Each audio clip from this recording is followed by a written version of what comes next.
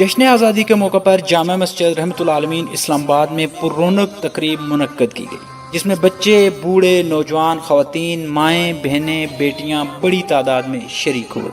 बच्चों ने पाकिस्तान के मकसद को भरपूर अंदाज में समझा। पाकिस्तान का मतलब क्या?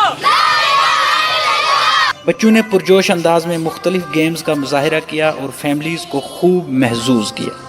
बाजमात नमाजें अदा की गईं, मुल्क की सलामती की दुआएं की गईं। तहरीक पाकिस्तान में शामिल बुजुर्गों ने पाकिस्तान बनने की कोशिशों के बारे में आगाही भी फराहम की। बच्चे और बच्चियों ने तमाम मुस्बत सरगर्मियों और मुकाबला जहात में बढ़ चढ़ कर हिस्सा लिया और खूब इंजॉय किया। आखिर पर जामा मस्जिद रहमतुल आलमीन की जानिब से बच्चों में इनामात भी तकसीम किए गए।